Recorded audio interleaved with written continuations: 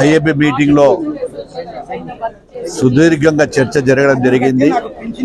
ఏదైతే ఈ సీజన్ కి ఇవ్వవలసినటువంటి వాటర్ ఏ విధంగా తీసుకోవాలి, కేసీ కెనాల్కి అయితేనేమి, ఎస్ఆర్బీసీకి అయితేనేమి, మిగతా తెలుగంగ ప్రాజెక్టు ద్వారా అయితేనేమి, ఏ టీమ్స్ ఎన్ని ఎక్కడెక్కడ నీరు వదలాలనేటువంటి సుదీర్ఘమైనటువంటి చర్చ జరిగింది.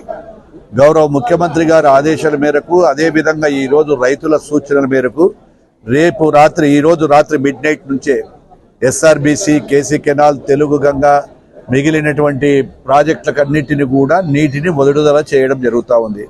ఇక్కడ మేము రైతు సోదరుల అందరికీ కూడా కోరేది ఏమంటే, మనకున్న నీటిని వృధా చేయకుండా ఏవైతే మనము మళ్ళీ ఖరీఫ్ ఒక సీజన్ కాకుండా నెక్స్ట్ సీజన్ కూడా అవసరమేదా ఉండేటట్టుగా అందరూ కూడా ఆ యొక్క అవసరమైనటువంటి పంటలే వేయమని కూడా రిక్వెస్ట్ చేస్తూ ఉన్నాం.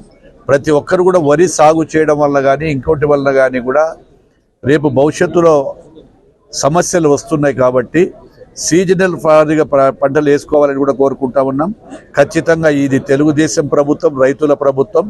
ముఖ్యంగా భగవంతుడి దయ వలన కూడా ముందుగానే ఈరోజు 20 రోజుల ముందుగానే మళ్ళీ నీరు కూడా విడుదల చేస్తూ ఉన్నాం. గత 15 సంవత్సరాల నుంచి కూడా ఎప్పుడు కూడా జరగలేదు ఈ విధంగా. ఈరోజు ఐఏబీ మీటింగ్లో ముఖ్యంగా వాటర్ యూజర్ అసోసియేషన్ సభ్యులు కొత్తగా వచ్చిన తర్వాత వాళ్ళ పర్యవేక్షణలోనే ఇవన్నీ కూడా జరుగుతాయి.